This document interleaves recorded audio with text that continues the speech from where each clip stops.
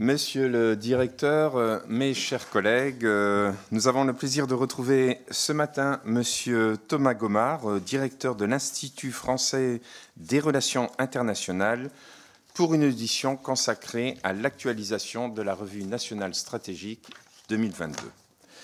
Dans son discours aux Français le 5 mars dernier, le président de la République a fait le constat que notre prospérité et notre sécurité sont devenues plus incertaines et a souligné « Nous sommes entrés dans une nouvelle ère ». La suppression provisoire par les États-Unis de leur aide militaire à l'Ukraine, leur prise de distance vis-à-vis de l'Europe, ou encore leur vote avec la Russie et la Corée du Nord contre une résolution de l'Assemblée générale des Nations unies dénonçant l'agression russe contre l'Ukraine rend d'autant plus légitime la décision du président de la République, annoncée lors de ses vœux aux armées le 20 janvier dernier, de procéder à l'actualisation de la Revue nationale stratégique de 2022. Travail que s'est saisi notre commission et qui prépare sa contribution. Nous constatons tous l'accroissement spectaculaire du désordre international, ce que vous avez appelé, Monsieur Gomard, l'affolement du monde, ce qui nous impose, pour nous en tout cas, d'ajuster notre vision stratégique. Mais il convient d'y ajouter des éléments de fond, le passage de la guerre expéditionnaire à une guerre existentielle pour l'Europe, la détérioration accélérée et la régulation et la dérégulation du droit au profit de la force, l'accélération de la course à la masse et à l'innovation, l'extension des champs conflictuels à de nouveaux espaces, le cyber notamment, autant de raisons qui justifient amplement que 3 ans à peine après l'adoption de la Revue nationale stratégique, il est déjà nécessaire de l'actualiser. L'exercice est d'autant plus périlleux et difficile que nous sommes entrés dans une ère d'incertitude dans laquelle toutes les hypothèses sont ouvertes.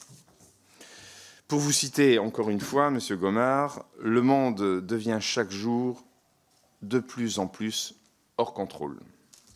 C'est donc avec attention que nous allons écouter vos analyses et vos réflexions sur l'état du monde qui seront sans aucun doute challengés par mes collègues à travers leurs nombreuses questions. Donc, sans plus attendre, Monsieur le Directeur, je vous cède la parole. Merci beaucoup, Monsieur le Président, pour votre invitation et votre introduction. Mesdames et Messieurs les députés, je suis très heureux de vous retrouver et de représenter l'IFRI, de contribuer ainsi aux travaux de votre commission. Alors j'ai 2 remarques introductives, après lesquelles je ferai 9 points, 4 points régionaux, 4 points transversaux et le point intermédiaire, dirais-je, c'est la situation concernant le territoire national. Première remarque introductive, c'est que, de mon point de vue, nous courons après les événements en essayant de donner sens à une situation chaotique qui nous échappe désormais largement. Quand on met en perspective le livre blanc de 2013, la revue stratégique de 2017, la RNS de 2022, l'actualisation sur laquelle nous travaillons, nous utilisons de moins en moins de mots et de moyens pour tenter d'analyser une situation de plus en plus complexe. Depuis 2013, nous ne pouvons que constater une dégradation accélérée de notre environnement qui touche désormais, vous l'avez rappelé dans votre propos introductif, Monsieur le Président, l'équilibre entre notre prospérité et notre sécurité.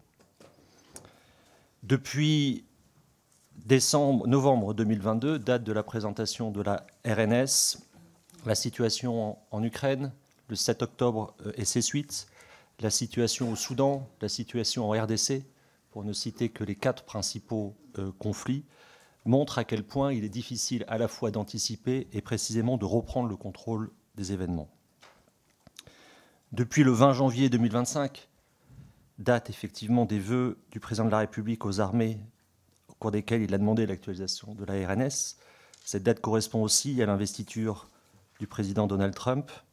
Nous avons une administration Trump qui, en 7 semaines, produit un effet de souffle et qui se traduit d'ores et déjà par la destruction de l'État fédéral américain, une offensive idéologique contre l'Europe et une guerre commerciale contre le monde. Deuxième remarque introductive, nous envisageons de mobiliser des moyens financiers supplémentaires. Je plaide, vous l'avez rappelé avec mes travaux, depuis des années pour un réarmement militaire. Je plaide aussi pour un réarmement intellectuel, et pour tout dire, je ne le vois guère.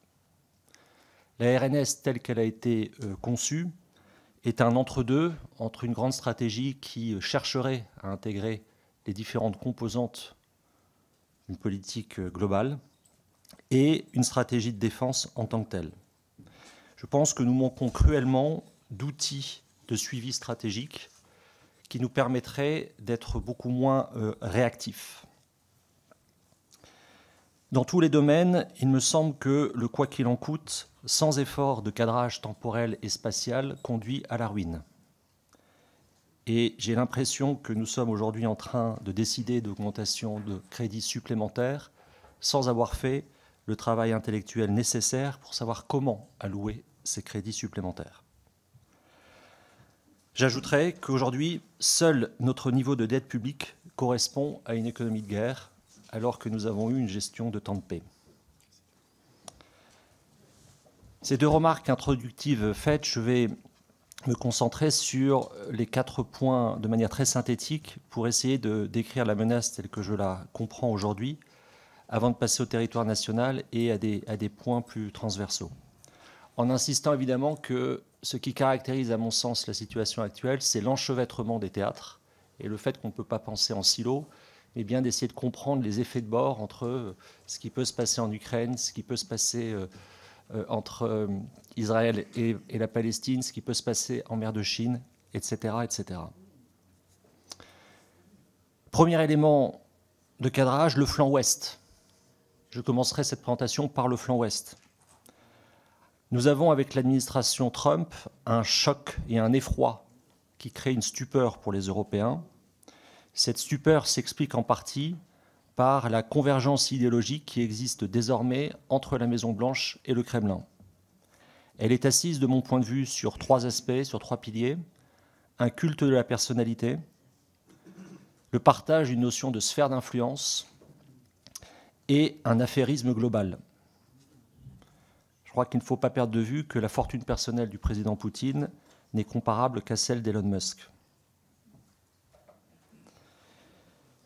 Dans ce cadre-là, la France est probablement le pays le moins surpris parmi les pays européens, compte tenu de sa culture stratégique qui, précisément, a été construite par la 4e et la 5e République, a été construite sur l'idée d'un retrait possible un jour des États-Unis de la sécurité européenne, et sur l'analyse également que jamais les États-Unis n'engageront leurs intérêts vitaux pour défendre les Européens. C'est ce qui est au cœur de la dissuasion nucléaire. C'est évidemment très différent pour nos partenaires européens qui, pour la plupart d'entre eux, n'ont conçu leur défense et leur sécurité que dans le cadre strictement otanien. Si je tourne maintenant vers le flanc Est, nous sommes face à une hostilité, une agressivité de la Russie. Je pourrais la faire remonter au fond à 2007-2008, mais pour moi la vraie bifurcation, c'est le retour au Kremlin du président Poutine en 2012, la répression de Bolotnaïa et les changements constitutionnels que ces manifestations ont entraîné. Et que, évidemment, pour la Russie, le discours de Donald Trump est inespéré au regard de son enlisement militaire en Ukraine. Les objectifs du Kremlin restent les mêmes, renforcés par le changement de pied de l'administration américaine, l'asservissement de l'Ukraine, c'est-à-dire la poursuite de sa dénazification, démilitarisation et la volonté d'abattre le président Zelensky, la rupture du lien transatlantique et le retour à la situation 1997 exprimée par les mémorandums de décembre 2021. Parallèlement, la Russie a consolidé ses relations militaires avec l'Iran et la Corée du Nord et bénéficie d'un soutien politique de la Chine. Sur le flanc Est, pour moi, la véritable surprise stratégique, en réalité, c'est le degré de résistance ukrainien. Je passe maintenant au flanc Sud, en insistant sur une zone peut-être insuffisamment suivie, qui est à l'articulation entre le flanc Est et le flanc Sud, qui est le Caucase, avec la situation en Géorgie, en Arménie et en Azerbaïdjan, pays qui, comme vous le savez, mènent des opérations de déstabilisation dans nos outre-mer. En ce qui concerne le flanc Sud, en commençant par la bande sahélo-saharienne, nous sommes désormais face à la constitution d'une alliance des États du Sahel avec 3 pays, le Mali, le Burkina Faso, le Niger, qui vont quitter la CEDEAO, le Tchad se rapprochant de cette alliance. C'est évidemment un point de fixation du terrorisme mondial qui n'a pas encore, depuis cette zone, frappé l'Europe. Concernant l'Afrique du Nord, nous observons une dégradation rapide des relations entre le Maroc et l'Algérie, pays avec lequel nous sommes dans une forme de crise diplomatique permanente. Nous avons une évolution de la Tunisie vers l'autoritarisme et une Libye qui a toujours 2 gouvernements. Si on regarde au flanc Sud, et par le flanc Sud j'entends à la fois Méditerranée, Moyen-Orient, évidemment l'élément important c'est l'attitude d'Israël dans la férocité de sa réponse au terrorisme militarisé du 7 octobre, qui s'est traduit par la destruction de Gaza, par des opérations en Syrie, par des opérations au Yémen, au Liban, et puis par la continuation de la colonisation de la Cisjordanie. Je pense qu'il faut, vous l'avez rappelé dans votre introduction, Monsieur le Président, souligner également que les États-Unis ont voté avec la Russie et la Corée du Nord contre la résolution présentée par l'Ukraine, ainsi qu'Israël. En ce qui concerne les pays du Golfe, évidemment, là aussi, souligner la montée en puissance de l'Arabie saoudite dans sa volonté d'hégémonie régionale et dans son rapport toujours très difficile à lire avec l'Iran. Un des grands sujets, à mon sens, pour l'actualisation de cette revue nationale stratégique, ce sont les analyses et les prévisions que nous pouvons faire sur la trajectoire de l'Iran. Avec une question, au fond, est-ce que Israël veut pousser son avantage contre l'Iran? Je finis ce tour d'horizon géographique par le flanc nord, en soulignant évidemment que les velléités impériales des États-Unis sur le Groenland s'expliquent par l'ouverture de la route nord. Également, cette vision de sphère d'influence et d'un hémisphère américain qui irait de Panama au Groenland, ce qui annonce à la fois probablement une volonté d'exploitation des ressources arctiques, et c'est un point de convergence avec la Russie de Vladimir Poutine. Plus près de nous, la zone baltique est devenue une zone d'opération hybride systématique, avec l'entrée et la sortie de la neutralité de la Suède et de la Finlande qui ont rejoint l'OTAN. Et sur notre flanc nord, je soulignerai l'importance à mes yeux du rapprochement avec le Royaume-Uni, et en particulier de la meilleure collaboration franco-britannique dans le contexte actuel. Alors le point d'articulation, c'est le territoire national, en commençant par les points très positifs, c'est-à-dire qu'en dépit de ces pressions et de ces difficultés, notre pays a montré la capacité à organiser les JO de manière exemplaire. Notre pays dispose d'une BITD qui est un atout considérable dans le contexte actuel. Et nous avons, je le disais précédemment, une culture stratégique qui, à mon sens, nous permet de comprendre peut-être mieux que les autres ces bouleversements en cours. Ce sont les points positifs. Les points plus préoccupants, c'est la crise de nos outre-mer, que ce soit à Mayotte, en Nouvelle-Calédonie, et dans une moindre mesure en Guyane, en Martinique et en Guadeloupe. C'est la persistance du risque terroriste. 9 attaques ont été déjouées en 2024, mais 4 attaques ont été réussies depuis juillet 2024 au Mans, à la Grande Motte, à Apt et à Mulhouse. Je rappelle que depuis mars 2024, nous sommes avec un plan Vigipirate de niveau urgence attentat, donc depuis 1 an. Et à cela s'ajoute la prise de conscience politique en termes d'organisation, de réaction, d'organisation politico-administrative des risques du narcotrafic au regard de l'évolution de pays comme les Pays-Bas ou la Belgique. Alors si je dois maintenant lister de manière là aussi très, très synthétique et trop rapide, évidemment, ce qui mériterait des développements complémentaires, mais c'est pour lancer notre échange, les 4 points transversaux qui me semblent importants à intégrer à l'actualisation de la RNS et qui étaient présents peut-être en filigrane, mais qui mériteraient sans doute un traitement plus spécifique. La situation dans laquelle nous sommes est en train de provoquer une accélération de la prolifération nucléaire, qui s'observe déjà par le choix fait par la Chine de sortir de la stricte suffisance et d'augmenter son arsenal nucléaire de manière très significative, et évidemment des discours de volonté d'acquisition, de possibilité d'acquisition d'armes nucléaires émanant de pays comme la Corée du Sud ou plus récemment la Pologne. On a au fond un problème général concernant la maîtrise des armements, le fait que des pays européens comme la Pologne, comme la Lituanie, envisagent désormais de se retirer de la Convention d'Ottawa, montre le degré de la dégradation stratégique auquel nous devons faire face en Europe. Il y a actuellement une prolifération nucléaire qui va s'accélérer, une prolifération balistique avec des enjeux de qui maîtrise la frappe dans la profondeur, qui maîtrise la lutte contre les systèmes, qui maîtrise les systèmes antimissiles dans un contexte de développement rapide, excusez-moi de la surenchère, mais de l'hypervélocité. L'arrière-plan reste un arrière-plan nucléaire. J'avais qualifié la guerre d'Ukraine d'une guerre coloniale sous protection nucléaire. Je maintiens cette formule dans la mesure où je pense qu'une bonne part de l'attitude des Européens et des Américains a été inhibée par le discours nucléaire du Kremlin. 7e point, l'importance et l'insistance que nous portons aux enjeux juridiques et de régulation.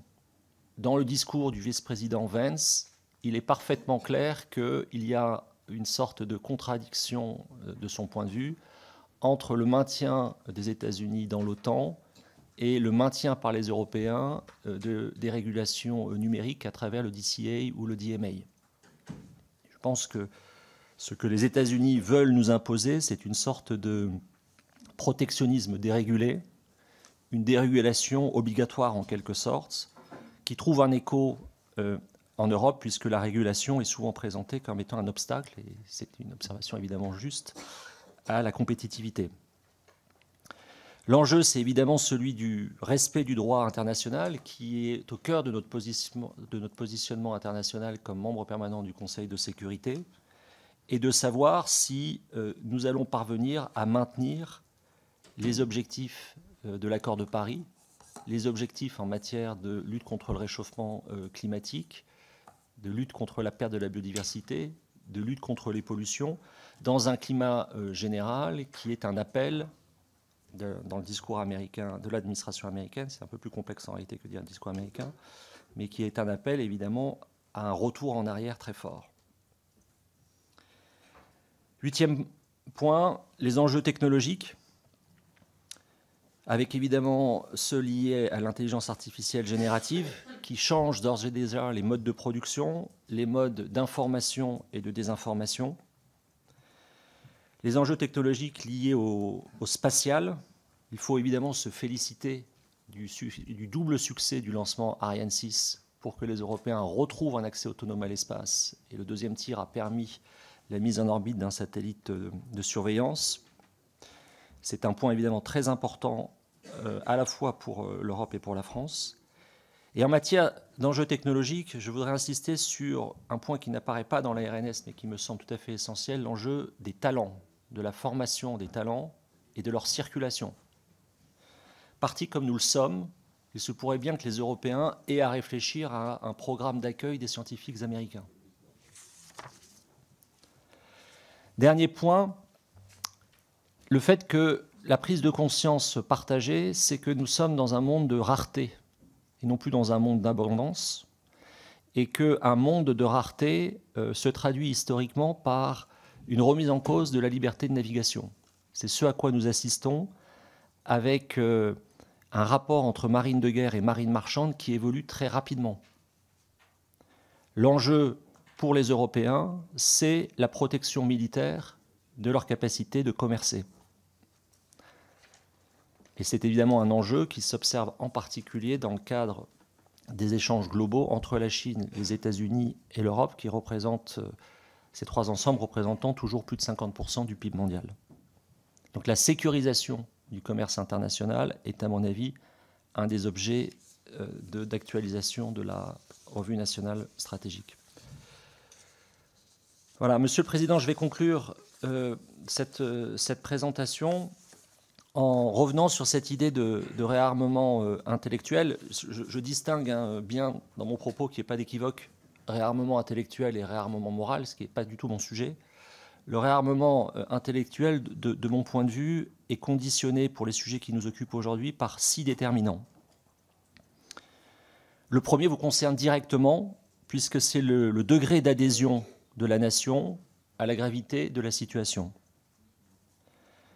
Deuxième déterminant, c'est l'aptitude de l'État à envisager la guerre dans les délais que lui dicte le contexte international et sa stratégie de défense.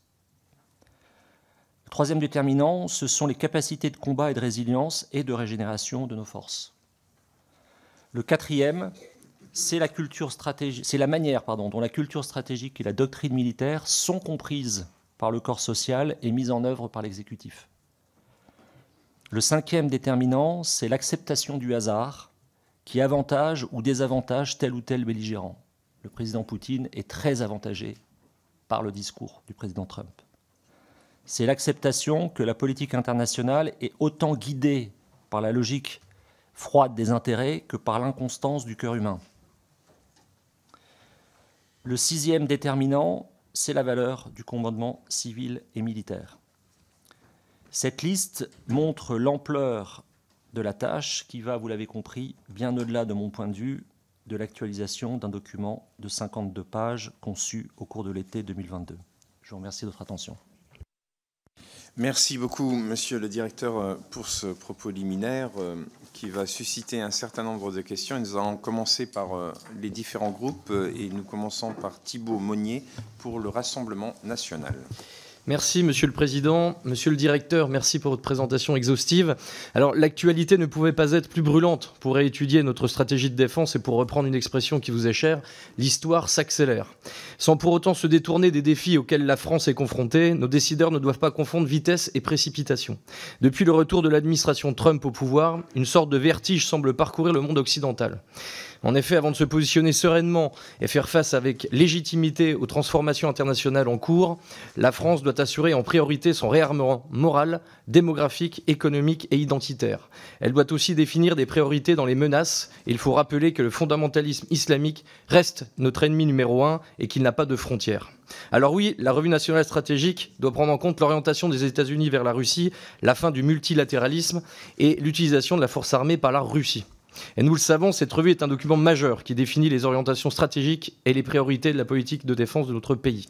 La présidente NRS avait abouti à 10 priorités et sa mise à jour doit envoyer un message clair à nos alliés et à nos adversaires. Des choix doivent être faits. Devons-nous savoir tout faire avec une armée banzai ou tenir dans la durée et conforter notre modèle d'armée complet ? On estime qu'il faut 10 années d'efforts pour que notre armée puisse répondre à un conflit de haute intensité. Afin de rattraper le retard, la LPM consacre sur 6 ans près de 413 milliards et l'Europe réclame désormais 800 milliards. Le constat d'un réarmement nécessaire de la France ne pourra pas se faire sans méthode dans la durée et avec un renforcement de son économie de défense qui nécessite de fabriquer et d'acheter européen. À l'heure où l'on parle de mutualisation, de souveraineté partagée, à quel horizon voyez-vous un réarmement crédible de notre pays ? Et quelle est votre analyse de l'extension du parapluie nucléaire en Europe ? Je vous remercie. Merci, Monsieur le Directeur. La parole est à vous.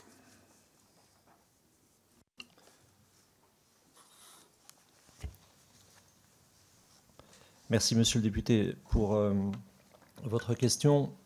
Bon.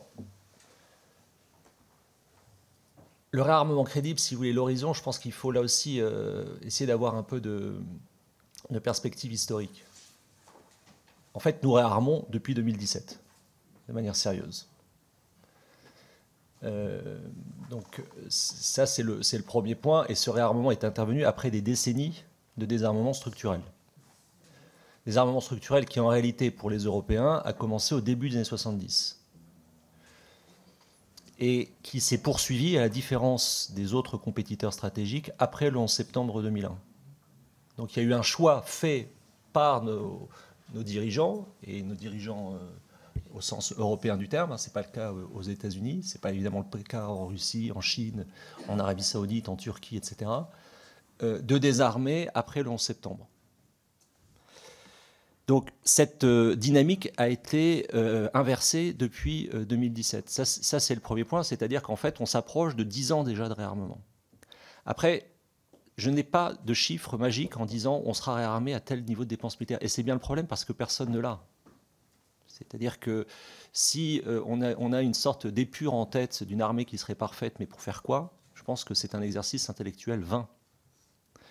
Et c'est pour ça qu'il faut être à mon avis, très prudent. Vous l'avez compris, je plaide pour un réarmement militaire depuis des années, mais je vois aussi les risques à croire qu'il pourrait y avoir un quoi qu'il en coûte dans tous les domaines.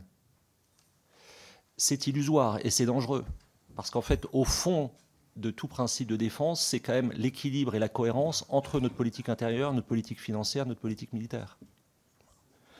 Donc je n'ai pas, au fond, un état final recherché de l'armée idéale à vous proposer ce matin, et je pense que en réalité, personne ne pourrait, de manière crédible, proposer une telle épure aujourd'hui. Ce qui plaide pour un travail constant qui va bien au-delà d'efforts d'actualisation des documents précédemment mentionnés. Bon, partage du parapluie nucléaire. Je pense que là aussi, il faut essayer de remettre les choses en perspective. J'ai bien noté l'incandescence du débat public sur ces questions-là. J'ai bien noté qu'effectivement, le président de la République parle beaucoup de nucléaire dans ses prises de parole. Je note qu'en fait, cette rhétorique nucléaire pour suivre de très près la situation médiatique en Russie est omniprésente. C'est-à-dire que ce qui caractérise quand même le passage de Vladimir Poutine, président du gouvernement russe, à son retour comme président de la Fédération de Russie en 2012, c'est précisément l'usage de la rhétorique nucléaire. C'est là que ça repart, en fait. Et donc, il y a un certain nombre de contresens qui s'expliquent par des volontés politiques que je n'ai pas à commenter. Mais je pense qu'il faut quand même bien rappeler qu'il n'y a pas de partage. On parle de dissuasion élargie et de dissuasion concertée, pour les gens qui suivent ça de près. Et donc l'idée sur laquelle il y aura un partage du bouton est une idée parfaitement fausse. L'idée d'une dissuasion élargie, elle est très conforme à ce qui est écrit dans le livre blanc de 1972 et même dès les premiers textes du général de Gaulle en 1964, c'est l'idée de dire qu'en fait les intérêts vitaux de la France ne se limitent pas à l'Hexagone et aux Outre-mer, et qu'ils ont d'emblée une dimension européenne. Je pense que dans cette idée, si vous voulez, de parler du nucléaire, il y a probablement aussi une volonté, pour être constamment en interaction avec des collègues européens, il y a une volonté peut-être d'essayer de modifier, de travailler la culture stratégique des autres. Vous êtes parfois très frappé, enfin je suis parfois très frappé, si vous voulez, par l'absence de compréhension de ces questions quand j'échange avec des collègues allemands, par exemple. Et donc j'y vois, si vous voulez, pas du tout une idée de partager le bouton, ce qui, encore une fois, n'a pas de sens. Pas de sens politiquement et encore moins opérationnellement, mais beaucoup plus de faire comprendre que nous sommes effectivement rentrés dans un troisième âge nucléaire, pour reprendre la formule consacrée.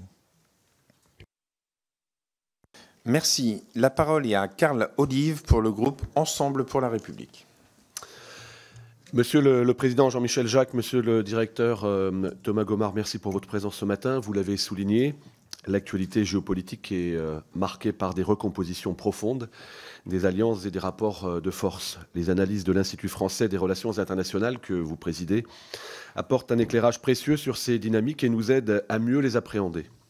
Comme nous l'avons observé, les États-Unis de Donald Trump adoptent une posture expansionniste avec des revendications sur le Groenland, le canal de Panama et même le Canada, excusez du peu, Parallèlement, et ces derniers jours l'ont démontré, Washington s'éloigne de ses positions historiques en faveur de l'Europe au profit d'un rapprochement avec Moscou.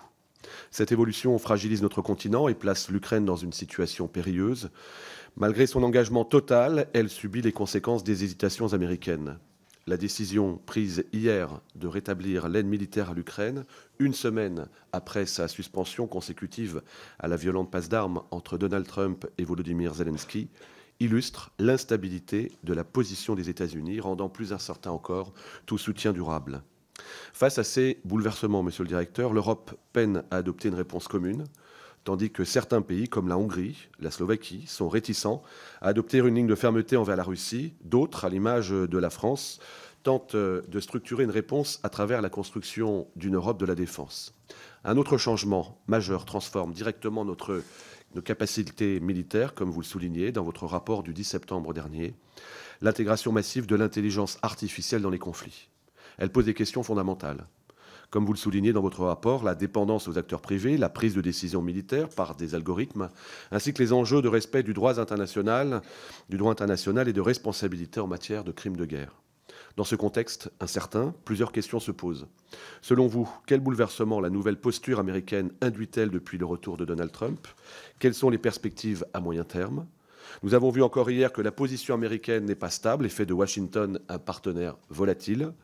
Face à cette situation, l'Europe de la défense peut-elle réellement renforcer notre autonomie stratégique et quelles en seraient les conséquences? Enfin, le revirement d'Elon Musk en Ukraine à propos de l'accès à Starlink, l'un de ses outils, fournisseur d'accès à Internet ultra performant par satellite, interroge directement notre dépendance technologique. Comment l'Europe peut-elle se prémunir face à ces vulnérabilités? Merci. Monsieur le directeur. Merci, monsieur le député, pour votre question. Si vous le permettez, une petite correction. Je dirige l'IFRI, mais je ne le préside pas. L'IFRI est présidé par Thierry de Montbrial. Voilà, donc, il faut rappeler les choses. C'est lui qui a créé l'IFRI en 1979. Sur l'aspect, les bouleversements d'ores et déjà provoqués par l'administration Trump, si vous voulez, le plus évident, c'est la guerre commerciale. En fait, on l'a pas encore, on est très focalisé sur l'Ukraine, mais nous sommes dans une guerre commerciale. Et la particularité de l'administration Trump, c'est qu'elle a pris des mesures, des tarifs contre ses alliés et ses principaux partenaires commerciaux, Canada, Mexique pour commencer, Union européenne, mais également, c'est moins commenté, mais contre la Chine. C'est-à-dire vous avez une augmentation des droits de douane déjà de 2 fois 10% depuis le 20 janvier. Donc ça veut dire quoi? Ça veut dire qu'on est complètement sorti, et les États-Unis, de fait, s'affranchissent complètement des règles de l'OMC.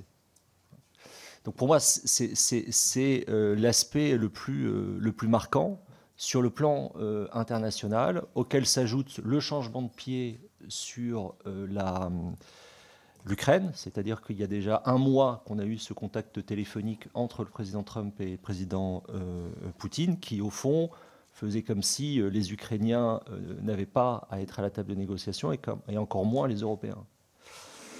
Puis le troisième élément, il est intérieur aux États-Unis, c'est-à-dire que c'est la destruction de pans entiers du système américain, ce qui nous semble, nous, dans la compréhension que nous avions des éléments de puissance, de la puissance américaine, très surprenant, presque irrationnel.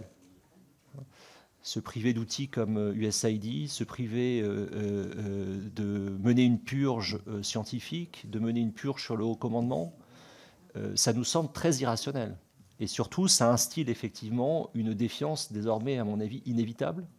Ce qui me conduit à votre deuxième question, sur lié au revirement d'Elon Musk. Je pense que là encore, nous touchons les bénéfices d'une réflexion stratégique construite par la Ve République, c'est-à-dire sur un certain nombre de domaines, nous sommes parfaitement autonomes, mais nous sommes les seuls Européens à l'être en réalité. Donc quand on fait l'inventaire des interfaces qui pourraient être menacées par un changement de pied américain dans le cadre français, il y en a. Je pense que ce travail, j'imagine que ce travail est fait. Donc voir si c'est réversible ou pas. Mais ce travail, à mon avis, est encore plus, va être beaucoup plus préoccupant pour nos alliés européens, qui sont, pour la plupart d'entre eux, avec que des interfaces avec les États-Unis pour leur système de défense. Donc je distinguerai, si vous voulez, l'effet dans le cas de la situation de notre pays et celui pour les autres Européens. Maintenant, la personnalité d'Elon Musk, si vous voulez, et son revirement, je ne l'ai pas effectivement indiqué dans mon propos liminaire, mais il y a un sujet qui est quand même assez essentiel, c'est la manière dont les Européens parviennent à avoir un dialogue politique avec les grands acteurs du numérique. Et ça, c'est extrêmement compliqué. On l'a vu lors de la première commission que les tentatives, notamment présentées par Thierry Breton, ont créé une sorte de face-à-face médiatique extrêmement virulent entre Elon Musk et le commissaire européen. Et je pense qu'effectivement, il y a une sorte de doctrine à avoir par rapport à des acteurs qui, de mon point de vue, sont dans des logiques d'ingérence désormais, dans leurs choix politiques et dans l'utilisation qu'ils font des moyens de communication qu'ils ont eux-mêmes créés. Merci beaucoup, monsieur le directeur. La parole est à Aurélien Saint-Toul pour la France Insoumise, Nouveau Front Populaire. Merci, monsieur le président. Merci, monsieur le directeur, pour, comme d'habitude, votre exactitude et votre franchise. C'est toujours un plaisir de vous entendre. Beaucoup de choses de ce que vous avez dit, évidemment, convergent avec ce que nous-mêmes nous avons pu dire ces dernières années, notamment que la RNS était un document que j'avais qualifié d'indigent. Ça m'avait valu une forme de réprobation, mais enfin, je ne reviens pas dessus. Nous avions fait le choix où nous proposions plutôt de prendre le temps d'un vrai livre blanc. Malheureusement, nous n'avions pas été entendus. Sur ce qui est de la dérégulation et des réseaux sociaux et des géants du numérique, j'ai déposé récemment une demande de commission d'enquête sur le sujet. J'invite les collègues qui voudraient s'en saisir à éventuellement s'en saisir. Nous aurions une possibilité au moins de confronter ces acteurs dans un cadre ordinaire ou normal. Enfin, dans l'ensemble, vous décrivez ce que Arnaud Aurin appelle le capitalisme de la finitude et que j'ai pris l'habitude d'appeler, moi, la nouvelle ère corsaire dans laquelle les États eux-mêmes se comportent comme des pirates. J'aimerais avoir votre avis sur différents points précis. Un très bon article hier dans Les Échos évoquait la cohérence de la guerre commerciale américaine et évoquait un plan, disons, d'évaluation du dollar. Je ne sais pas si vous avez vu cet article. Et si c'est le cas, j'aimerais avoir votre avis sur la cohérence de la stratégie que pourrait avoir ce plan. La deuxième question porte sur la place que vous voyez dans pour l'Allemagne et l'industrie allemande dans un projet de réarmement. En l'occurrence, je pense à la capacité particulière de Rheinmetall de monter en production quand nous n'avons pas été capables, en tout cas nos industries n'ont pas été capables de le faire pour fournir l'Ukraine. Aujourd'hui, Rheinmetall produit grosso modo 1 million d'obus, ce qui est quand même considérablement plus que ce que les Français peuvent aligner. Et je crois que ça aura des effets à long terme si effectivement on paye. Et enfin, je m'étonne un petit peu parce que l'État que vous n'avez pas cité quasiment, c'est la Chine. Quelle est la position de la Chine dans la situation actuelle et comment va-t-elle avancer? Merci. Merci, monsieur le directeur. Merci, monsieur le député, pour vos questions. Effectivement, j'ai peu parlé de la Chine, je le reconnais, non pas parce que c'est pas important, mais parce que j'avais organisé mon propos un peu différemment. La Chine apparaît dans le dernier point, vous faites référence au livre d'Arnaud Aurin à juste titre. C'est un livre très intéressant sur cette idée de capitalisme de la finitude, avec une chronologie que pour ma part je discuterai, mais retenons l'idée en fait d'un monde fini qui se traduit toujours par une entrave à la liberté de navigation. C'est un point de départ de sa réflexion que je trouve très utile. Bon, sur la Chine, d'abord constater la constance de l'effort militaire chinois, puisque on est, pour ce que l'on en sait, à plus de 300 milliards de dépenses militaires annuelles.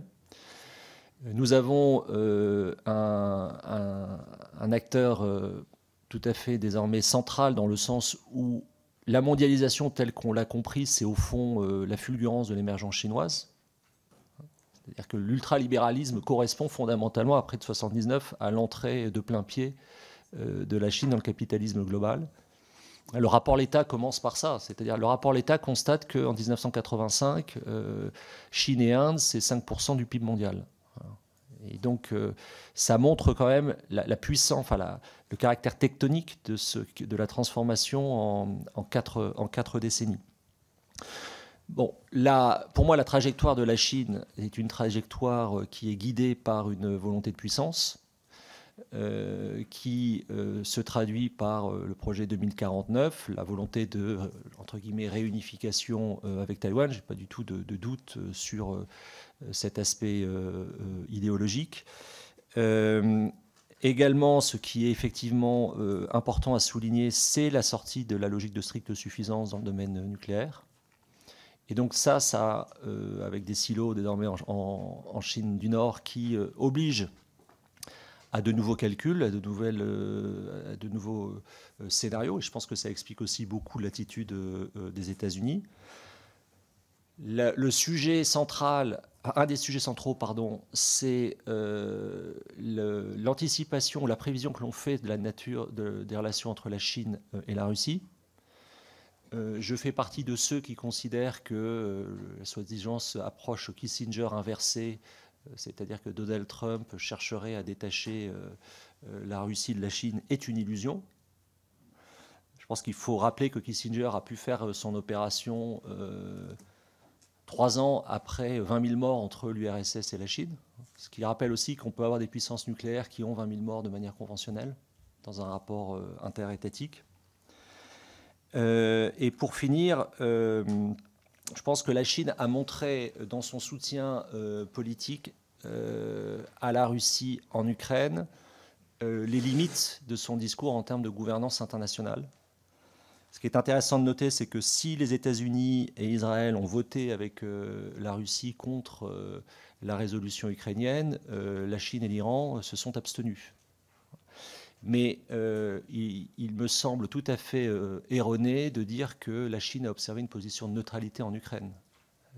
Elle est au contraire, à mon avis, dans un soutien fort à la Russie, ce soutien lui permettant d'accentuer son asymétrie avec la Russie, qui est dans une situation de dépendance grandissante par rapport à la Chine. Alors, votre question sur la place de l'Allemagne dans le projet de réarmement, je pense qu'il y a un constat assez évident qu'il faut toujours faire en France, c'est qu'on a la chance d'avoir cette BITD, qui est le fruit là aussi d'une organisation très pensée, très entretenue, et qui a résisté à bon nombre de remises en cause, qui a su résister au SAP budgétaire que j'évoquais dans ma réponse précédente. Mais c'est une BITD qui, d'une certaine manière, est un îlot dans une France qui se désindustrialise. C'est-à-dire qu'à partir du moment où vous n'avez plus d'industrie dans un pays, ou une base industrielle qui est racornie, ce qui est notre cas, évidemment, vous êtes dans une situation très différente de la situation allemande qui a conservé, même si elle souffre beaucoup, cette industrie allemande aujourd'hui, mais qui a une base beaucoup plus large que la nôtre. Donc je l'explique comme ça.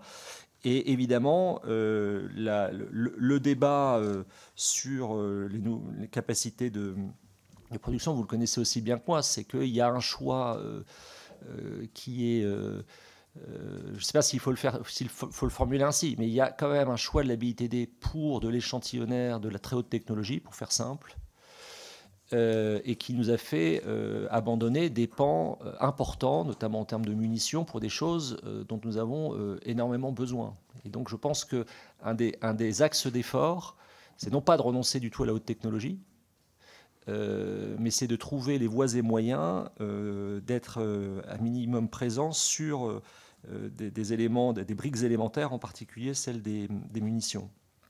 J'ai pas vu l'article des Échos. J'ai vu plusieurs articles sur la volonté éventuellement de l'administration Trump de manipuler le dollar, le cours du dollar. Bon, c'est vrai que c'est quand même dans les éléments de la puissance américaine telle qu'on les comprend, hein, le système d'alliance, le soft power, le système universitaire, la maîtrise du système financier est un élément clé. et que ce comportement, je ne sais pas comment le qualifier, je ne sais pas si c'est la destruction créative schumpeterienne qui est voulue. Moi, j'y vois plutôt une forme de gangstérisme en réalité. C'est-à-dire, je pense qu'il ne faut pas du tout sous-estimer la volonté d'enrichissement personnel clanique qui est aujourd'hui à l'œuvre dans certaines parties de la Maison-Blanche. Ce qui est problématique aussi parce que ça annonce la perte d'éléments de régulation. Je pense qu'il va y avoir des éléments de corruption généralisés qui vont se retrouver très rapidement et qui vont avoir des effets immédiats, notamment en Europe. Donc je ne peux pas tellement aller plus loin à ce stade sur la manipulation du dollar, si ce n'est de rappeler que c'est quand même le pilier, ça reste le pilier central à mon sens de la puissance américaine. Merci. La parole est à Sébastien Saint-Pasteur pour le groupe socialiste et apparenté. Merci, Monsieur le Président. Monsieur le Directeur, comme un jeudi, voilà la réponse de l'ancien Premier ministre canadien Justin Trudeau à l'annonce faite il y a quelques jours par le président américain de rehausser les droits de douane sur l'aluminium et l'acier. Comme un jeudi, car les voisins canadiens sont habitués aux annonces non suivies des faits qui interrogent grandement la rationalité, ça a été évoqué, de la stratégie américaine. Comment comprendre, en effet, de nouveaux tarifs douaniers à l'encontre du Canada qui sont contraires aux intérêts économiques américains? Le Canada est un très gros producteur d'aluminium primaire dont les USA sont de gros consommateurs. 4,2 millions de tonnes sont consommées chaque année aux USA. Les États-Unis en produisent eux-mêmes une toute petite partie, alors que le Canada leur en vend 3,6 millions de tonnes. La hausse des tarifs rendra donc le secteur automobile américain moins concurrentiel, voire non concurrentiel. On sait la sensibilité de ce secteur aux États-Unis. Cette absence de rationalité pour un président que l'on dépeint comme un businessman politique questionne donc notre capacité à nous inscrire nous-mêmes dans une réflexion stratégique rationnelle, tant nous ne savons pas quelle pourrait être la position américaine demain, comment évoluera son action. Je pourrais illustrer mon propos par la relation à l'Ukraine et la perspective d'un cessez-le-feu temporaire proposé en Arabie Saoudite quelques jours après l'humiliation adressée au président Zelensky. Quant à Vladimir Poutine, dont on attend la réponse à cette perspective de cessez-le-feu, on peut aussi questionner la rationalité de son action. Angela Merkel déclarait déjà en 2014 qu'il avait perdu tout contact avec la réalité. Nous pouvons convenir à minima que Poutine est une énigme, en écho aux mots de Winston Churchill, qui en 1939 décrivait la Russie comme un rébus enveloppé de mystère au sein d'une énigme. Reste que Churchill ajoutait que si la clé pouvait exister, elle se trouverait dans l'intérêt national russe. Le temps qui m'est imparti, mais cela a été évoqué, ne me permet pas d'aborder la question de la Chine. Dès lors, Monsieur le Directeur, alors que nous avons à nous prononcer sur une revue nationale stratégique, devons-nous changer nos grilles de lecture? On parle souvent de post-vérité, vous parlez d'accélération, d'hypervélocité, mais devons-nous aussi réfléchir dans une logique de post-rationalité? N'avons-nous pas comme seule issue face à cette situation qui se présente à nous que celle de nous préparer au pire dans une situation chaotique qui nous échappe, pour reprendre les premiers mots que vous avez prononcés, Monsieur le Directeur? Je vous remercie. Merci, Monsieur le Directeur. Merci, Monsieur le député, pour votre question. Bon. Oui, évidemment, il faut changer de grille de lecture. Évidemment, je l'ai dit dans mon propos, la politique internationale, ce n'est pas uniquement l'analyse rationnelle des intérêts, mais c'est aussi la prise en compte des aspects passionnels. Et je pense que ce qui nous manque dans nos travaux d'analyse, c'est la compréhension de l'intentionnalité des acteurs. En fait, la stratégie, ça peut aussi se définir comme comment une décision prise par un seul homme ou par un petit groupe influence le plus grand nombre. Et nous sommes surpris parce que nous sortons, nous, Européens, de plusieurs décennies où on nous a expliqué que la stratégie n'existait pas, n'existait plus, que la géopolitique, c'était pour les casques à boulons, dirais-je. Bon. Et on se retrouve, en fait, avec un discours d'une virulence auquel nous ne sommes plus habitués, d'une brutalité auquel nous ne sommes plus habitués. Pour vous dire les choses très, très simplement, j'étais à la conférence de Munich en assistant au discours du président Vance, donc février dernier, et j'avais l'impression de me retrouver au Club Valdai en Russie quand j'y allais en 2012. C'est-à-dire que je suis frappé par la proximité idéologique, en réalité, Je l'ai évoqué rapidement en parlant des 3 points, mais il y a dans cette proximité idéologique une volonté de déclasser et de mépris très fort pour les Européens, à la fois accusés d'être sortis de l'histoire, mais je crois aussi un mépris pour leur système démocratique vu comme fondamentalement inefficient. Bon.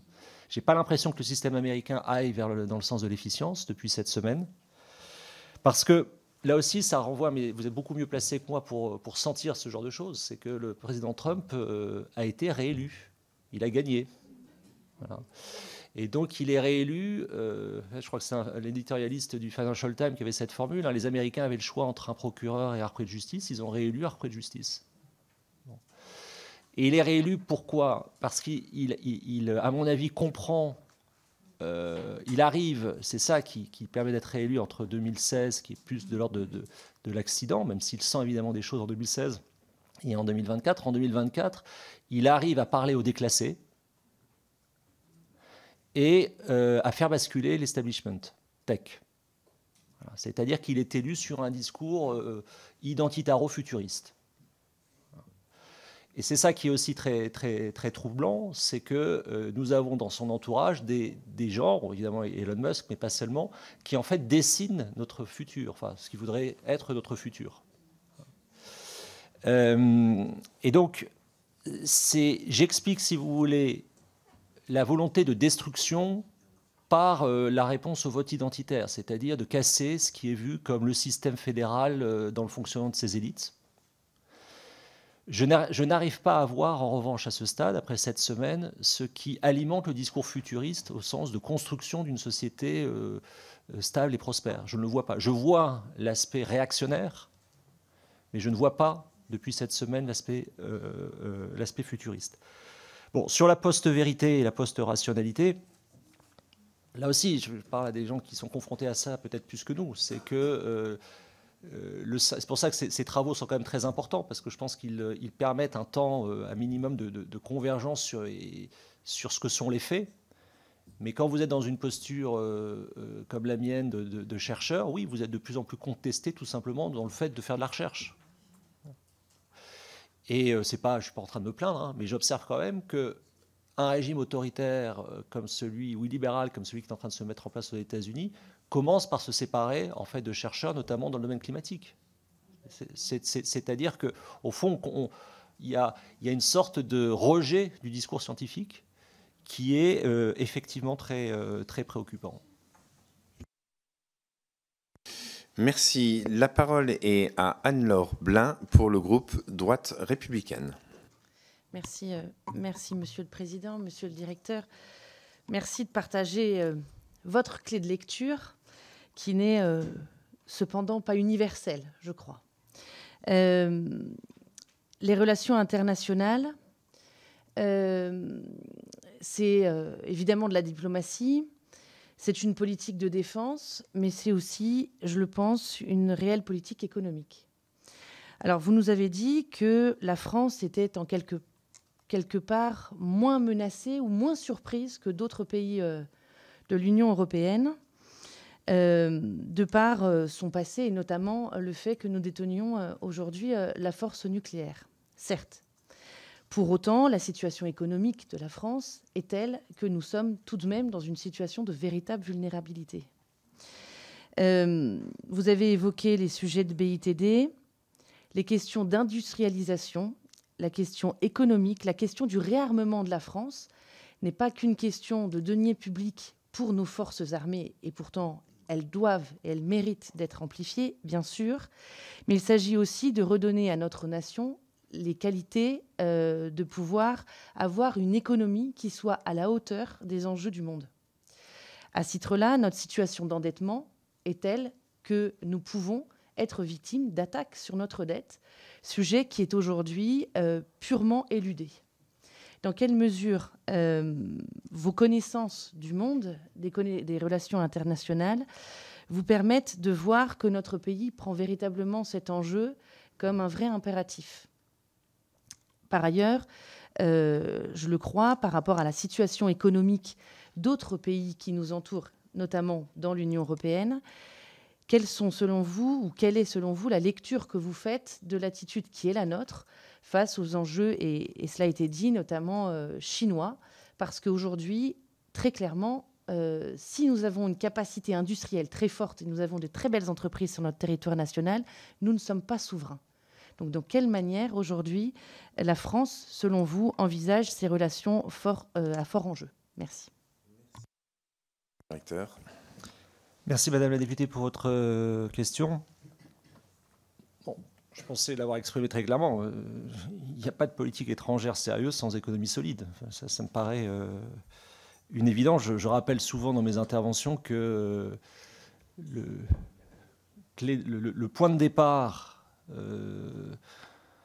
du gaullisme de 58, c'est le plan RUEF. Donc c'est l'assainissement des finances publiques. Et c'est évidemment une situation que je constate avec vous, le niveau de dette, 3 000 milliards de dettes, sans s'être réarmé et avec un appareil productif qui est affaibli. Donc ça, moi, je ne peux que le constater comme vous, et je suis d'accord avec vous pour dire que c'est un élément de vulnérabilité, que les attaques sur la dette sont tout à fait possibles, que ce sont des aspects qui ont été pris en compte dans la revue stratégique de 2017, et effectivement qui gagneraient à faire partie de l'actualisation de la RNS. Bon, sur les enjeux chinois, je pense qu'on en a déjà un petit peu parlé dans la réponse précédente. Il faut bien comprendre que désormais, on a une Chine qui est surcapacitaire, qui non seulement est surcapacitaire, mais qui est très en avance sur un certain nombre de segments, et en particulier, la grande bataille là, qui arrive déjà, qui commence à se livrer, c'est celle du véhicule électrique. Cette puissance industrielle chinoise est très en avance par rapport aux Européens et aux Américains.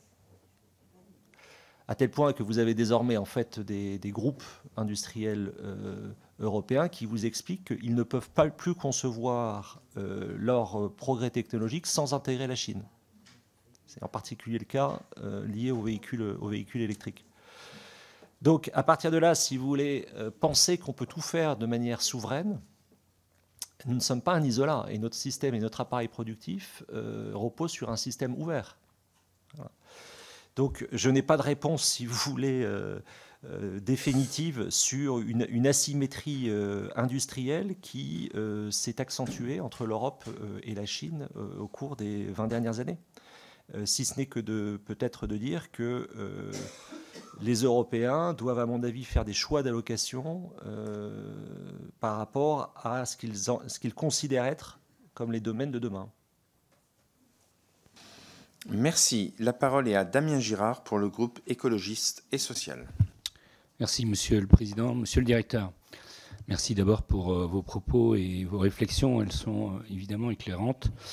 Et on en a besoin dans la période dans laquelle on est. La situation internationale évolue désormais de jour au jour le jour, modifiant profondément la position de la France et de l'Europe.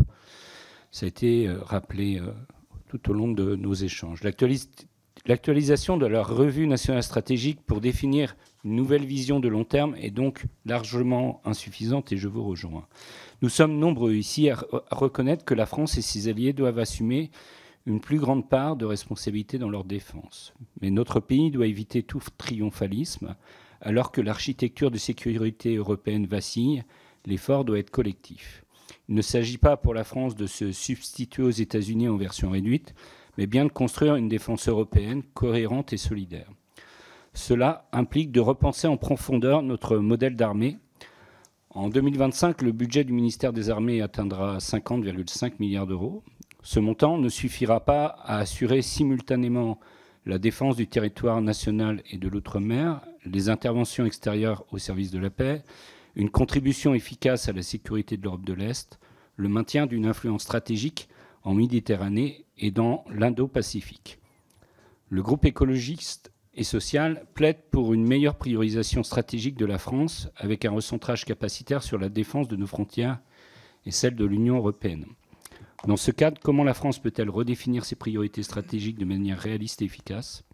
Quel rôle spécifique devrait-elle assumer pour renforcer la sécurité du continent sans dispersion de ses moyens ? Je vous remercie. Merci. Monsieur le directeur. Merci, monsieur le député. Bon, vous savez, probablement votre cas, mais quand vous voyagez, vous avez des interactions avec nos collègues européens, le triomphalisme français ne dure pas longtemps, en fait, hein, précisément par rappel de notre niveau de dette ou de notre situation politique. Donc, je ne vois pas tellement ce risque-là, même si je vois effectivement la tentation d'essayer de se substituer en termes d'industrie de défense aux partenaires américains, ce qui, à mon avis, est une tentation là aussi illusoire compte tenu de nos capacités de production et du temps dont on dispose. Bon. Alors, la question, si votre question c'est sur la priorisation sur la défense de nos frontières, spontanément je réponds oui, mais avec quand même un codicile très important, c'est que nous sommes un système ouvert et que la sécurisation de nos flux, et donc au fond, pour le dire autrement, la dimension maritime et navale est essentielle. À partir du moment où vous êtes dans un système ouvert, je vais être très schématique, mais pour essayer de faire comprendre, de faire passer cette idée, c'est que quand vous prenez du gaz de manière continentale depuis l'URSS au début des années 80, que vous importez ce gaz par oléoduc, d'une certaine manière, presque mécaniquement, vous dégradez vos capacités navales parce que la sécurisation de ces flux énergétiques, elle a été en gros assurée par les États-Unis. C'est ce qui s'est passé en fait pour les Européens. Ils ont pris du gaz, en particulier les Allemands, depuis le début des années 80, ce qui avait d'ailleurs donné lieu à une crise transatlantique majeure, à la fois sur le plan énergétique et sur le plan stratégique au moment des euromissiles. Mais la conséquence de 4 décennies de ce rapport de dépendance accentuée par rapport au gaz russe, c'est la dégradation de nos capacités navales. Donc ce que j'essaie de dire, c'est que en fait, les frontières, ce n'est pas uniquement les frontières de l'Hexagone et de nos DROMCOM. C'est quelque chose de beaucoup plus complexe. Les frontières, elles se jouent aussi dans le détroit de Bab el-Mandeb, elles se jouent aussi dans le Bosphore, elles se jouent dans le détroit de Taïwan. Parce qu'il y a quelque chose que les Européens ne changeront pas, c'est qu'ils sont dépendants aux énergies fossiles. Donc ils sont encore, pour des années importantes, dans une logique d'importer ces énergies fossiles, pétrole et gaz. Alors évidemment, la transition énergétique participe de cette logique de diminuer cette importance. Mais enfin, quand on regarde les choses là aussi de manière très macro, le fossile correspond toujours, charbon inclus, à 85% du mix énergétique mondial. Donc l'aspect, si vous voulez, énergie renouvelable, déploiement des énergies renouvelables est très important. L'aspect nucléaire est très important, mais quand vous avez la principale industrie européenne qui a renoncé au nucléaire, l'Allemagne, ça complique quand même beaucoup aussi les choses, en fait. Donc le point vraiment sur lequel je voudrais insister, c'est que tout le monde est d'accord, je pense, pour la défense des frontières, mais que cette défense des frontières doit se penser aussi dans un rapport entre territoire et flux. Et que la sécurisation des flux, on parle là des flux énergétiques, on pourrait aussi parler des flux de données, fait partie de l'effort, doit faire partie de notre effort de réflexion. Le spatial aussi, certainement. Ouais. La parole est à Geneviève Darrieussecq pour le groupe Les Démocrates. Merci, Monsieur le Président. Monsieur le Directeur, vous avez évoqué beaucoup de sujets. Ce qui est frappant dans toutes ces évolutions géopolitiques et internationales, c'est la rapidité avec laquelle aujourd'hui les choses se délitent ou se reconstituent, se défont, se construisent. On se lève tous les matins en se demandant quelle parole va être importante pour la France, pour l'Europe, pour le monde, et ou quelle parole va détruire ce qui a été construit la veille. Donc difficile de faire une revue nationale stratégique dans ces conditions, enfin quelque chose de stable en tout cas. Moi je crois que nous avons besoin de construire une revue nationale stratégique, oui, en totale indépendance, c'est-à-dire on ne peut plus compter sur personne dans le monde qui nous entoure, excepté nos amis européens bien sûr, et l'adosser à une revue européenne stratégique qui me paraît essentielle.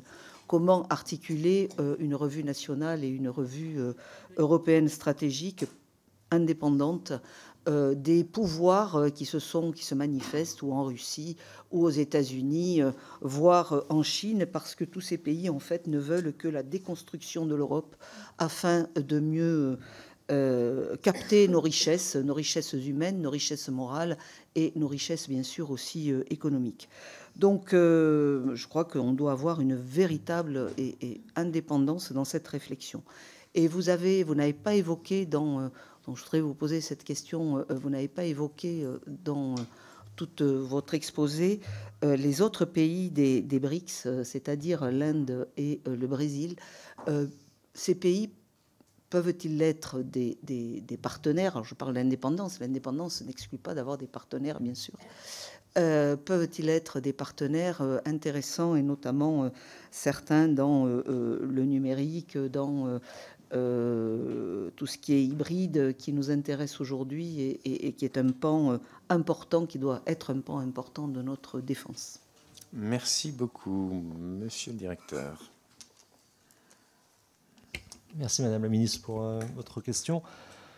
Bon, sur l'aspect BRICS, je dirais maintenant BRICS+, hein, évidemment c'est essentiel. Et d'ailleurs, on l'oublie là aussi, mais ça fait partie des choses bien vues par notre diplomatie. C'est-à-dire, je pense que quand on se replace au début des années 80, lorsque le président Mitterrand décide de ce partenariat stratégique avec l'Inde, ou quand on se replace sur tout le discours sur les émergents, l'avènement d'un monde multipolaire, on peut se référer là aussi à la diplomatie du président Chirac des années 90. Bon.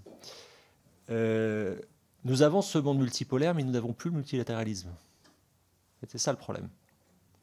Et donc nous avons beaucoup investi sur le multilatéralisme, mais les trois membres principaux permanents du Conseil de sécurité semblent renoncer au multilatéralisme, de manière différente d'ailleurs. La Russie, par son usage répété de son droit de veto, et par la violation caractérisée du droit international, notamment en Ukraine.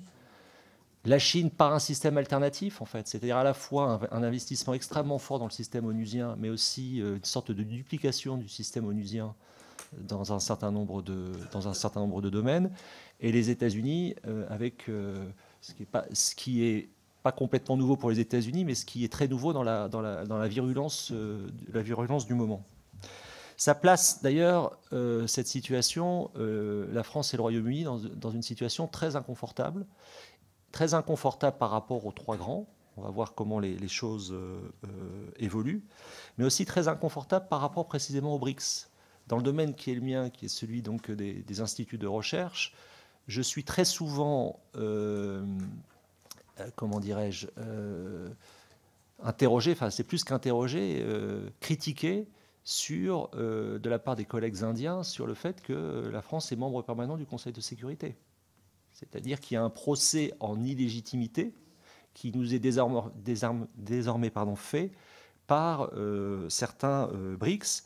Alors évidemment, auquel il faut rappeler que le Conseil de sécurité, il s'est construit comme il s'est construit, que la France assume un certain nombre de responsabilités internationales, que ce soit des opérations de maintien de la paix jadis, que ce soit précisément l'importance qu'elle attache au droit international, qu'elle attache au multilatéralisme, et qu'elle est en faveur d'une réforme du Conseil de sécurité. Et rappeler aux Indiens que ceux qui bloquent, par exemple, ce sont plutôt les Chinois pour leur entrée dans le Conseil de sécurité. Je pense qu'il faut toujours le rappeler, parce qu'en réalité, nous avons, à mon sens, encore une fois, et de manière transpartisane, à mon avis, assez bien lu le monde dans cette émergence économique. Et nous avons compris, évidemment, que cette émergence économique, et c'est le moment actuel, allait se transformer à un moment ou à un autre en revendication politique. Alors ensuite, les BRICS+, il y a quand même un point très intéressant, c'est le sommet de Kazan, d'octobre 2024. La Russie dénonce en permanence le double standard des Occidentaux, avec des arguments, à mon sens, recevables. Mais je pense qu'il faut aussi pointer le double standard des BRICS. C'est-à-dire qui se réunissent à Kazan, qui expliquent que la souveraineté, l'intégrité territoriale est le principe constitutif de leur réunion, sans soutenir l'Ukraine. Donc il y a aussi, de la part de ces BRICS+, en présence du secrétaire général des Nations Unies d'ailleurs, il faut le souligner, il y a aussi un double standard désormais du côté des BRICS, qui sont travaillés en fait par deux lignes. une ligne résolument anti-occidentale. Alors je disais anti-occidentale, maintenant on va dire anti-européenne en fait, compte tenu du changement de pied des États-Unis, et qui est incarnée par la Russie et l'Iran. Une ligne qui est celle du multi-alignement avec les pays que vous avez mentionnés, l'Inde et le Brésil en particulier, et qui au fond, le discours peut se résumer de la manière suivante, c'est que nous voulons bénéficier au maximum de la mondialisation dans tout ce qu'elle nous procure, sans être contraints par un système d'alliance. C'est ça que ces pays disent, et donc des partenariats stratégiques bilatéraux, et notamment ceux qui peuvent exister entre l'Inde, la Russie, l'Inde, la France, l'Inde, les États-Unis, l'Inde, Israël. C'est un très bon exemple d'un pays qui construit ses partenariats sans tenir compte de logique je dirais, de camp.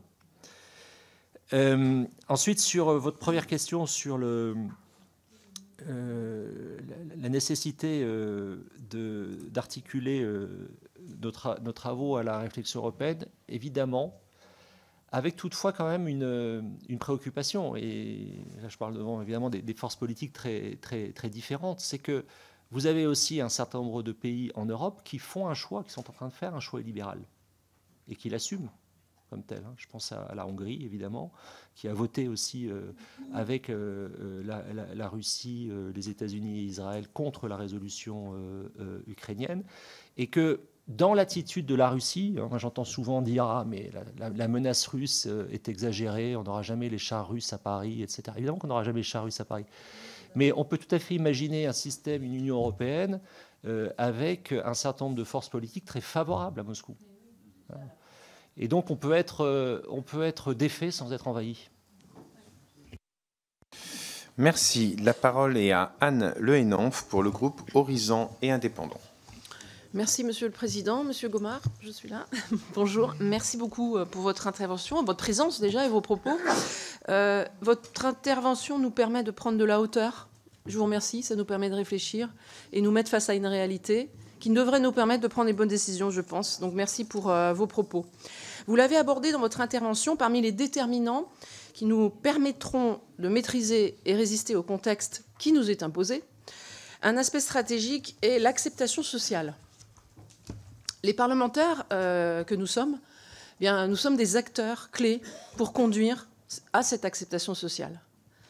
Ma question portera donc sur un des chapitres de la Revue nationale stratégique. Nous allons chaque groupe ici présent va contribuer à cette mise à jour, cette réactualisation de la Revue nationale stratégique. Vous l'avez souligné, et je partage votre avis avec d'autres, visiblement, 52 pages pour embarquer la nation tout entière, me semble un peu léger dans le contexte actuel. Selon vous, quels sont les chapitres de la RNS qu'il faudra profondément et obligatoirement, je dirais, faire évoluer? Quels sont les aspects de la Revue nationale stratégique qui sont absents, selon vous, et qu'il faudra absolument introduire? Et enfin, troisième question, comment et à qui diffuser cette RNS pour en élargir la cible? Je vous remercie. Monsieur le directeur. Merci, Madame la députée. Bon, sur le dispositif, si vous voulez, je pense qu'il faut bien utiliser cette séquence déjà. C'est-à-dire que c'est imparfait, ça a néanmoins le mérite d'exister. Il n'y a pas beaucoup de pays européens qui ont ce type de réflexion. Donc il faut essayer, en fonction de ce qui existe, de faire mieux. Moi, je vois, d'abord pour répondre à votre question sur les cibles, j'interviens beaucoup dans les lycées, volontairement, puis aussi au niveau très décideur. Je suis frappé par l'intérêt que ces sujets, peut-être est-ce dû à la gravité de la situation, mais l'intérêt que ces sujets portent. Et donc je pense qu'il y a un travail très spécifique à faire en direction de l'éducation nationale. Il y a un travail aussi très spécifique à faire, et vous le mentionnez, par les parlementaires. Et je pense que c'est l'idée aussi de cette actualisation de la RNS. La manière dont ça doit ensuite se traduire, je dirais, en forme de débat plus élargi, vous avez les instituts de recherche, mais on sent bien qu'il faudrait changer d'échelle, en fait. Voilà. Et sur ce changement d'échelle, on y réfléchit à l'IFRI, aussi avec d'autres collègues think tank. Très franchement, je n'ai pas d'idée pertinente à vous proposer ce matin. Mais sachez qu'en tout cas, on y réfléchit et que s'il y a un effort d'essayer d'organiser une forme de débat plus élargi, nous serons heureux d'y contribuer. Maintenant, sur les parties qui manquent, bon, moi je pense que ce document ne peut pas faire l'économie d'une réflexion assez fondamentale sur ce que j'ai l'habitude de résumer par la convergence des deux tendances très profondes que sont l'accélération de la dégradation environnementale, parce que ça conduit à la rareté et à la finitude. Et donc ça a des incidences très directes dans nos rapports aux ressources et à notre mode de vie, et l'accélération de la mise en données du monde. Ça, je pense que c'est un aspect, si vous voulez. Alors, le problème, c'est qu'on peut très vite avoir un discours extrêmement général et qui n'est plus opérationnel, mais je pense qu'on ne peut pas faire l'économie de cette dimension. Deuxième aspect lié, je suis toujours frappé, j'avais fait en sorte qu'on en parle dans la revue stratégique de 2017, mais par le peu d'attention prêtée aux questions énergétiques. Or, désormais, à mon sens, une grande stratégie se construit fondamentalement autour d'une politique énergie-climat. Troisième dimension, on en a dit un mot. Là aussi, peut-être, cela requiert beaucoup de technicité, mais la dimension financière, à la fois dans l'aspect dette, mais aussi tout simplement compréhension, à minima, est-ce possible dans ce genre de document, mais des flux financiers globaux. Donc j'ajouterais quand même ces trois dimensions. Au-delà des thèmes qui, présents, sont importants, le président le rappelait à juste titre. Je n'ai pas suffisamment parlé de la dimension spatiale, mais ce qu'on appelle en mauvais français tout ce qui est enablers, en fait, mériterait peut-être aussi un développement plus spécifique.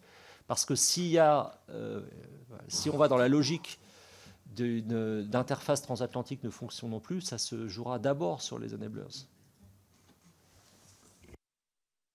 Merci, monsieur le directeur. La parole est à Bernard Schex pour le groupe UDR.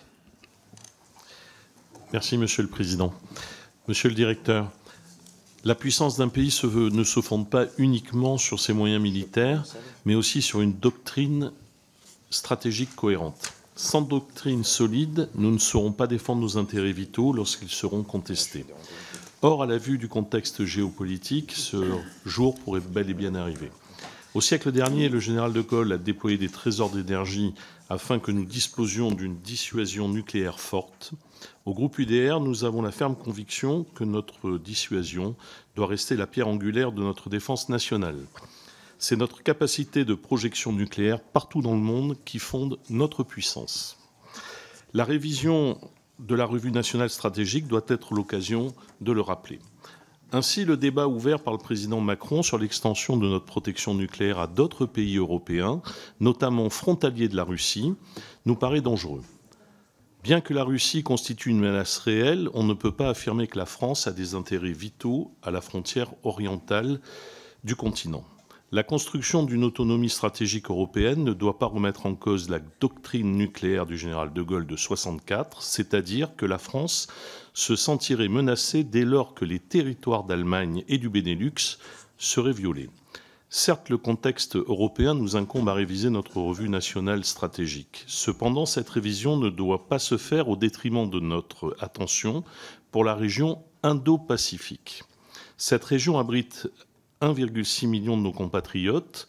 Nos territoires d'outre-mer et nos bases avancées sont des points d'ancrage de notre dissuasion nucléaire. Ces territoires sont au cœur des tensions régionales, alors que la Chine renforce son arsenal nucléaire et son contrôle sur les routes stratégiques. Ma question est la suivante. Quelle place devrait être accordée à la défense de notre souveraineté nationale en dehors de l'Europe dans cette nouvelle revue nationale stratégique ? Merci. Merci, chers collègues. Monsieur le directeur, la parole est à vous. Merci, monsieur le député, pour votre question.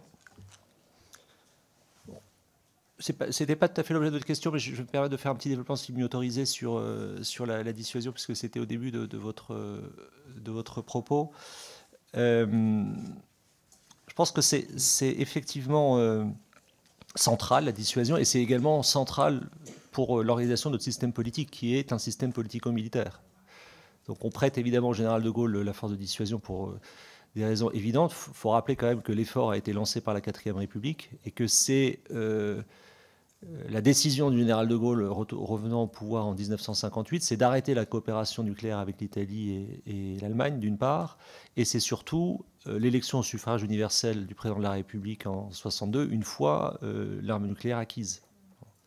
Et ça, c'est quand même tout à fait constitutif de notre système politique. Pourquoi je dis ça, c'est que, et ça permet de commencer à répondre à votre question, c'est que la définition et l'appréciation des intérêts vitaux, elle est dans la tête, dirais-je, du chef des armées, président de la République. Et donc, c'est comme ça que repose la dissuasion. C'est parce qu'il a été élu au suffrage universel que c'est sa liberté d'appréciation de ce qui relève de nos intérêts vitaux. Et donc, ça permet de dire qu'effectivement, en Indo-Pacifique, il y a des territoires souverains français qui ne sont pas en Europe, qui sont en Europe, qui sont pas en Europe au sens géographique, mais qui sont en Europe au sens où la France, membre de l'Union européenne, a des territoires de Romcom qui aussi sont, de ce point de vue-là, dans l'Union européenne. Le deuxième élément de réponse, c'est un peu celui que j'ai fait dans une réponse précédente. C'est-à-dire, je pense qu'il faut comprendre que notre système de défense ne se pense pas uniquement en termes de territoire, mais de protection et de sécurisation de flux qui sont indispensables au fonctionnement de ce territoire. Et donc ça plaide effectivement en faveur d'une stratégie indo-pacifique. La formule consacrée, c'est que oui, il y a un monde à l'est de Suez. Bon. Et c'était ce choix britannique de dire ben non, en fait, on se place désormais à l'ouest de Suez au début des années 70 pour des raisons de présence de territoires souverains et puis aussi pour des raisons de compréhension du système économique international. Notre défense ne se limite pas au continent européen. J'irai tout à fait dans votre sens de ce point de vue-là. Merci. Mes chers collègues, nous avons encore 4 questions, donc je vous propose de faire 2 salves de 2 questions et nous commençons par une question de Franck Giletti. Merci Monsieur le Président, Monsieur le Directeur. L'histoire et les défis géopolitiques actuels nous rappellent une vérité fondamentale, la sécurité de notre pays n'est jamais acquise et la lucidité face à la réalité est une condition de notre survie. Depuis des années, les gouvernements successifs ont, à grand renfort de discours rassurants, caché la véritable étendue des faiblesses de nos forces armées, tandis qu'ils semblent aujourd'hui s'affoler des faiblesses de nos stocks de munitions, du nombre de nos avions de chasse, ou encore de nos frégates, ou encore des vieillissements de nos blindés. Notre pays, reconnu pour sa puissance militaire, est aujourd'hui confronté à une fragilisation de ses moyens et à une course contre la montre face au tournant que nous assistons ces derniers mois, ces dernières semaines, voire ces dernières heures.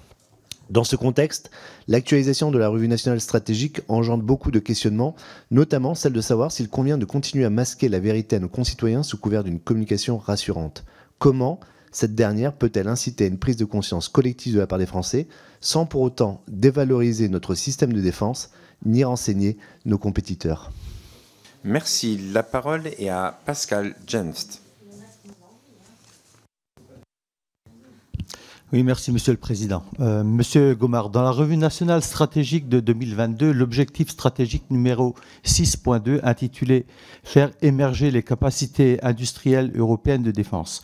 Il y a question de développer une industrie de défense européenne. Or, au Rassemblement national, nous préconisons plutôt une coopération industrielle avec nos voisins européens. C'est ce qui a été énoncé dans le discours de Marine Le Pen le 3 mars dernier.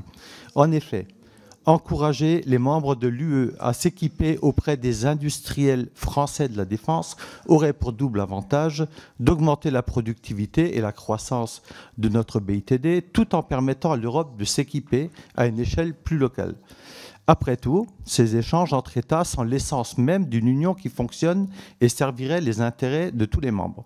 C'est pourquoi j'aimerais connaître vos avis sur la possible introduction d'un tel objectif stratégique dans la prochaine RNS. Et si cela était rendu possible, quels seraient les États membres à solliciter en premier lieu? Je vous remercie. Merci, Monsieur le Directeur. La parole est à vous. Merci, monsieur le député, pour votre question, qui n'est pas simple, en fait, parce que bon, la posture qui est la mienne, si vous voulez, c'est on a tous nos biais, hein, donc c'est de tendre vers l'objectivité. On a vu cette discussion dans un autre cadre, si vous en souvenez. Nous essayons de produire des travaux précisément pour alimenter cette réflexion, qui sont des travaux de chercheurs. Donc ce n'est pas des travaux qui répondent à une commande d'intérêt privé ou à une demande de l'État. C'est une distance qui n'est pas simple à trouver et à conserver, pour être tout à fait honnête. Mais ça a le mérite d'exister, là aussi. Et quand je parle des travaux de l'IFRI, je pourrais les élargir aux autres travaux de nos collègues, évidemment. Et donc je pense qu'il y a quand même un effort de tendre toujours vers l'objectivité et de dire les choses. Alors, on nous le reproche d'ailleurs parfois, parce que quand vous avez le malheur d'émettre une petite critique sur tel ou tel système d'armes, tout de suite on vous taxe de ne pas être un bon patriote. Bon, c'est la vie, ce sont les risques du métier, dirais-je. Mais je commence par là parce que je pense que c'est quand même très important, au regard aussi de ce qui se passe aux États-Unis actuellement, de ce qu'on a pu observer dans d'autres pays européens. C'est très important de préserver d'une certaine manière un discours qui se veut objectif dans ses principes. Qu'il soit ensuite instrumentalisé par des forces politiques, moi je n'y peux rien, c'est votre travail d'une certaine manière. La question que vous posez sur comment, éduquer, c'est pas forcément le bon terme, mais comment diffuser cela et expliquer les choses sans à la fois verser dans du catastrophisme et sans renseigner l'adversaire, ça c'est votre jugement personnel en quelque sorte, auprès, à mon sens, de vos électeurs, ou c'est nos modalités d'intervention. Il est certain qu'il y a des sujets sur lesquels, je pense, il y a des prises de parole, notamment sur le nucléaire, qui ne sont pas suffisamment informées et qui brouillent beaucoup les choses. Donc là-dessus, je pense que c'est une sorte de réflexion personnelle à avoir sur l'intérêt qu'on porte tout simplement à la sécurité du pays. J'ai pas de réponse de méthode, si vous voulez, au-delà d'un appel à la responsabilité personnelle et collective. Monsieur le député, merci pour votre question. Là aussi, bon, je ne souhaite pas du tout prendre parti pour une force politique, vous le comprenez bien, quelle qu'elle soit. Il y a des effets de taille, et d'ailleurs l'IFRI avec Elie Tenenbaum sort ces jours-ci un travail sur la base industrielle de défense européenne comparée à la base industrielle de défense américaine, coécrit avec Ethan Kapstein. Si vous voulez, il y a des effets de taille, en fait, d'une part.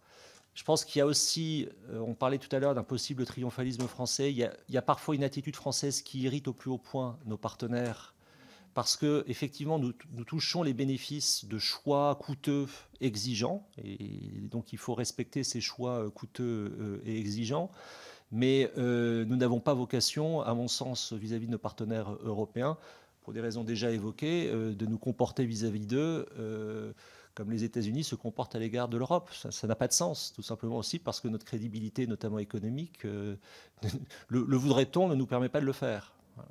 Donc, à mon sens, il y a un minimum de coopération à avoir. On va dans ce sens. Je pense que le fait que, là aussi, à mon avis, le débat est parfois biaisé dans l'espace public. La Commission avance en matière d'industrie de défense. Elle n'avance pas sur les questions de défense. Bon, et si on se dit que l'Union européenne ou l'Europe, actuellement britannique et norvégien, est la bonne maille pour penser le monde, ce qui est mon cas, et qu'on se dit qu'elle n'est pas capable d'avoir une politique énergétique commune, par exemple, compte tenu de l'orthogonalité franco-allemande.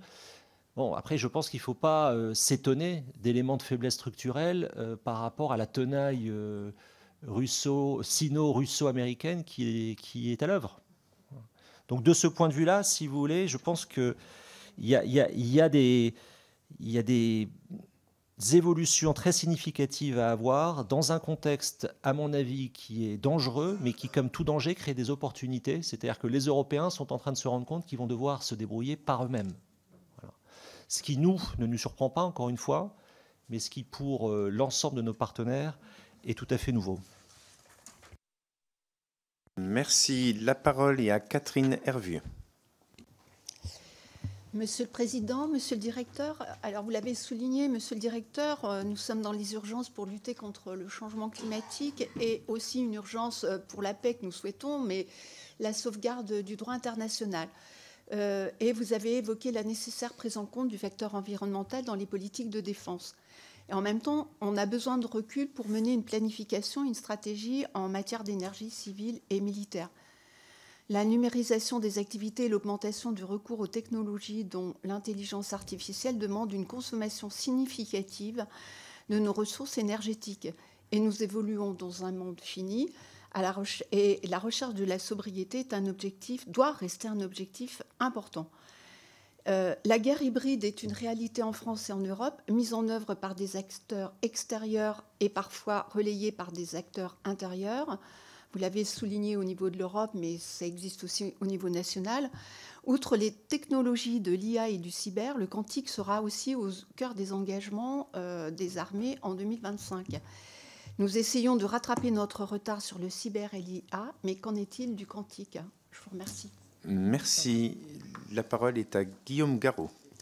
Merci, Monsieur le Président. Merci, Monsieur le Directeur, de vos propos extrêmement clairs, précis. Ce que vous nous dites, c'est que les défis sont trop importants aujourd'hui pour être traités à l'échelle nationale. Et nous sommes nombreux ici à en convenir. Donc il faut arriver, à pas rapide, vers une approche coordonnée au plan européen. C'est ce que nous comprenons de vos propos.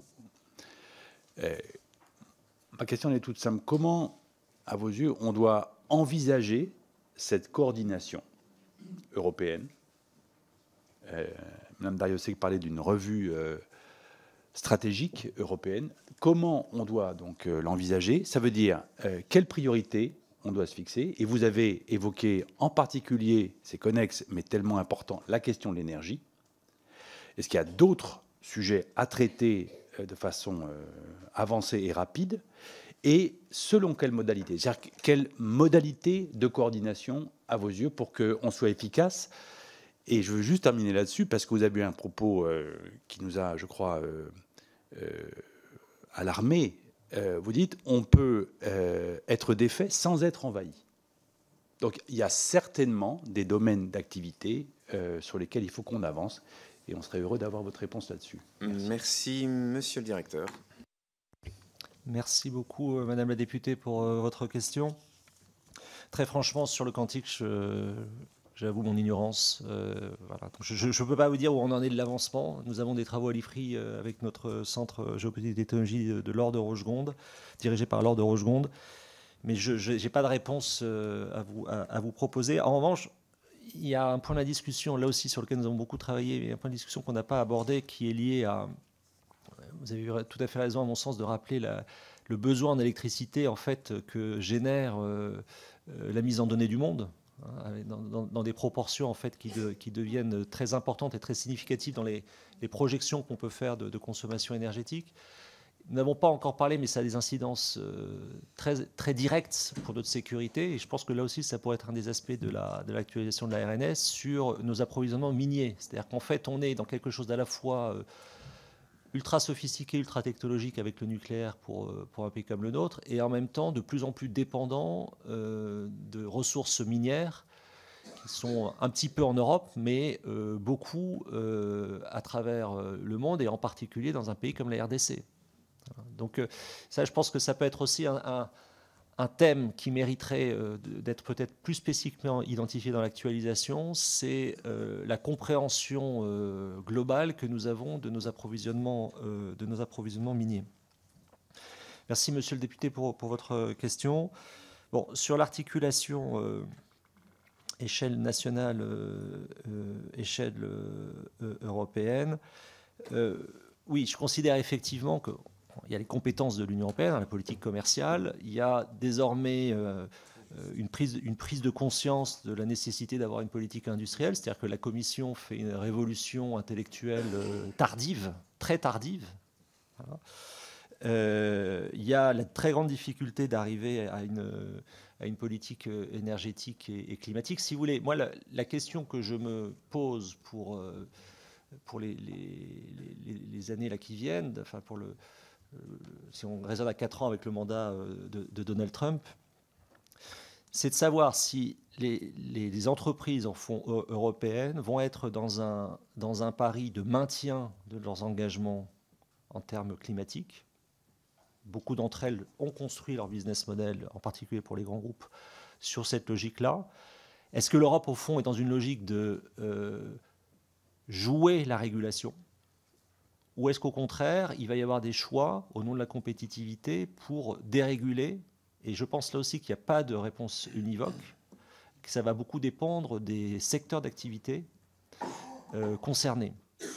Mais il y a un risque, à mon avis, évident de remettre en cause des orientations prises par des grands groupes en matière de lutte contre le réchauffement climatique. Oui, je persiste. Je pense qu'on peut être des faits sans être envahi, et qu'en même temps, les gens, nos concitoyens votent dans un sens ou dans un autre, et que le président Trump, que ça nous plaise ou non, a été réélu, voilà, avec une majorité nette. Et que donc le modèle géopolitique peut-être qui est le nôtre depuis, on va dire, 58, est peut-être contesté par certaines forces politiques. Merci, monsieur le directeur. Et pour les ressources minières, d'ailleurs, je me faisais la réflexion, en Europe, nous avons beaucoup de ressources minières, mais nous sommes confrontés aussi à l'acceptation sociétale, et ça rejoint un petit peu votre propos plus élargi que vous avez eu tout à l'heure. En tout cas, monsieur le directeur, un grand merci pour votre présence. Vous disiez que les nations ont besoin d'outils d'analyse. L'IFRI participe, et nous sommes vraiment très heureux de vous avoir accueillis ce matin. Merci. Mes chers collègues, nous nous retrouvons à 11h pour notre prochaine audition. Merci.